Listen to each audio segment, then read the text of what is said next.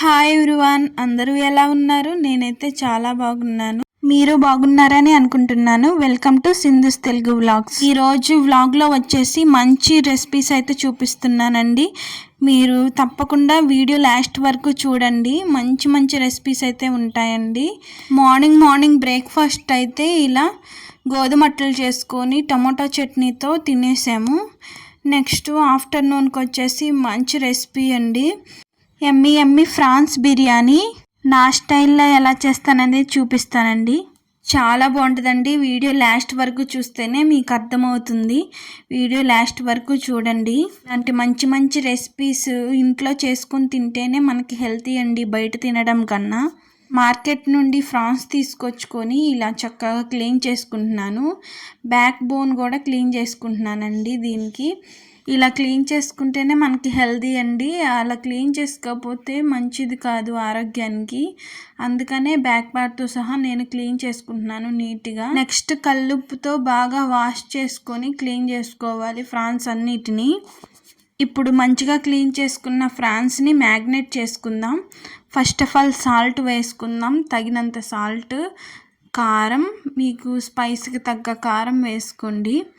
Next వచ్చేసి కొంచెం పసుపు, కొంచెం oil. Next home made biryani masala, home made garam masala అయితే వేసేసుకుంటున్నాను. నెక్స్ట్ ఫ్రెష్గా దంచుకున్న అల్లం వెల్లుల్లి పేస్ట్ అయితే వేసుకుంటున్నాను. ఈ బిర్యానీలోకి ఫ్రెష్గా దంచుకున్న అల్లం వెల్లుల్లి పేస్ట్ అయితేనే బాగుంటుందండి.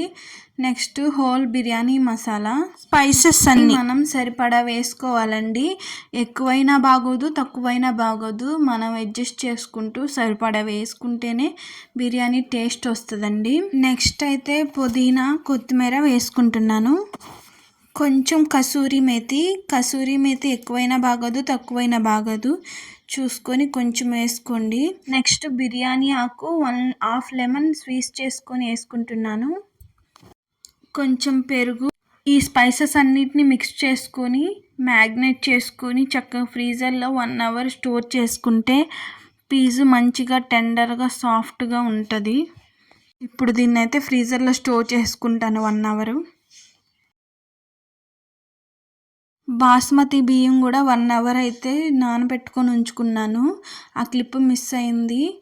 నెక్స్ట్ బిర్యానీ పాట్ తీసుకొని 2 tablespoon oil, 2 tablespoon ghee, కొంచెం గోరువెచ్చగా అయిన తర్వాత ఈ స్పైసెస్ అన్నీ వేసుకోవాలి. Whole biryani masala, next onions, పచ్చిమిర్చి, కరివేపాకు వేసుకొని చక్కగా దోరగా వేయించుకోవాలి. ఆనియన్స్ పచ్చిదనం పోయిన తర్వాత టమోటా వేసుకోవాలి. చక్కగా వీటిని ఫ్రై చేసుకోవాలి.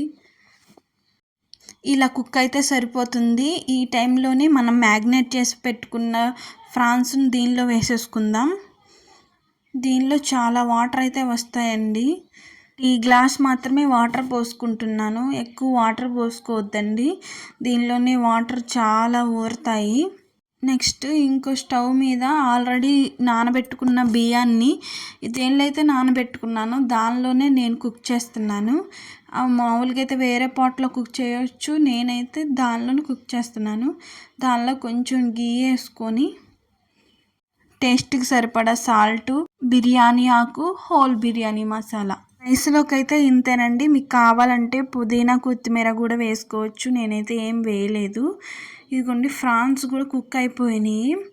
రైస్ 75% వరకు కుక్ అయ్యే వరకు మనం కుక్ చేసుకుంటే సరిపోతుంది. 75 వరకు కుక్ అయిన తర్వాత ఈ ఫ్రాన్స్లోకి ఈవెంట్గా స్ప్రెడ్ చేసుకోవాలి రైస్ని. ఈ బిర్యానీస్లోకి చాలా ఇంపార్టెంట్ ఐటెం వచ్చేసి ఫ్రైడ్ ఆనియన్స్ అండి. నేను ఆల్రెడీ ఫ్రై చేసుకున్నాను. చక్కగా ఈవెంట్గా ఆ ఫ్రైడ్ ఆనియన్స్ కూడా స్ప్రెడ్ చేసుకొని జీడిపప్పును కూడా స్ప్రెడ్ చేసుకోవాలి. ఆల్రెడీ ఫ్రై చేసుకున్నాను ఈ జీడిపప్పును కూడా. నెక్స్ట్ పుదీనా, కొత్తిమీరను కూడా ఈవెంట్గా స్ప్రెడ్ చేసుకోవాలి. తర్వాత గీ చక్కగా పోసుకొని నెక్స్ట్ కొంచెం ఫుడ్ కలర్ మీకు ఇష్టం ఉంటే వేసుకోండి, లేకపోతే లేదు. కొంచెం కలర్ఫుల్గా ఉంటుందని చెప్పేసి నేను కొంచెం అయితే యాడ్ చేశాను. ఇప్పుడు ఇంకా లిడ్ క్లోజ్ చేసుకొని ఏదన్నా బరువుది ఆ లిడ్ పైన పెడితే చక్కగా మనం మీడియం ఫ్లేమ్లో అడ్జస్ట్ చేసుకుంటూ 20 ఆర్ 15 మినిట్స్ కుక్ చేసుకుంటే ఆవిరికి మన దమ్ బిర్యానీ అయితే రెడీ అయిపోతుంది. చూద్దాం ఎలా వచ్చిందో. చూసారా అంత టేస్టీగా డెలిషియస్గా ఎంత బాగుందో బిర్యానీ. చాలా బాగా కుదిరిందండి. మీకు ఒకవేళ ఈ బిర్యానీ నచ్చినట్లయితే మీరు తప్పకుండా ఇంట్లో ట్రై చేయండి. కామెంట్ సెక్షన్లో నాకు చెప్పండి మీకు ఎలా కుదిరిందనేది. అది మేమైతే చాలా ఎంజాయ్ చేస్తూ తిన్నామండి. చాలా బాగుంది బిర్యానీ, బాగా కుదిరింది. ఈ పీస్ కూడా చాలా టెండర్గా సాఫ్ట్గా వచ్చింది.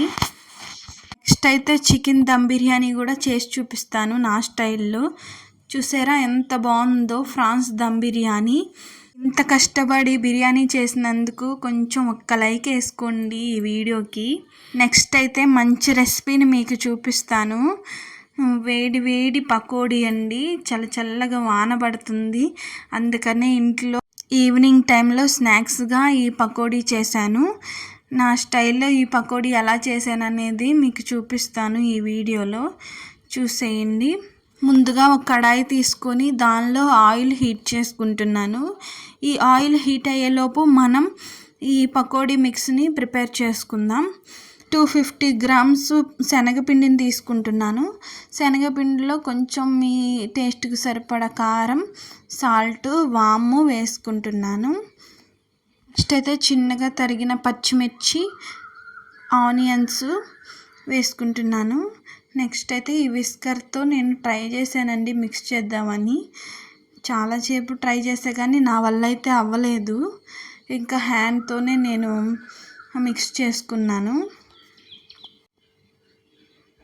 ఇలా అయితే ఇంకా హ్యాండ్తో మిక్స్ చేసుకున్నాను. మీకు పకోడీ ఆయిల్ అబ్జర్వ్ చేయకుండా ఉండాలంటే ఇలా థిక్ పేస్ట్ లాగా మిక్స్ చేసుకోవాలి. గట్టిగాను మిక్స్ చేసుకోకూడదు, అలా అని చెప్పేసి లూజ్గా మిక్స్ చేసుకోకూడదు. ఇలా థిక్ పేస్ట్లా మిక్స్ చేసుకోవాలి. ఈ లోపు అయితే ఆయిల్ అయితే నాకు హీట్ అయిపోయిందేమోనని ఒకసారి చెక్ చేసుకుంటున్నాను. చెక్ చేసుకున్న తర్వాత నేనైతే పకోడీని డ్రాప్ చేసుకొని వేసుకుంటున్నాను. చక్కగా చూసారా ఎంత బాగుందో. వేస్తుంటేనే నోరూరిపోతుంది. ఈ చల్లని వాతావరణానికి వేడిగా పకోడీలు తింటూ ఉంటే ఎంతో బాగుంటుందండి. మీ విలేజ్లో వర్షాలు పడుతున్నాయా లేదో కామెంట్ చేయండి. మా విలేజ్లో అయితే కంటిన్యూస్గా వర్షాలు పడుతూనే ఉన్నాయి. అందుకనే వేడిగా మేము ఈ పకోడీని అయితే ప్రిపేర్ చేసుకుంటున్నాం.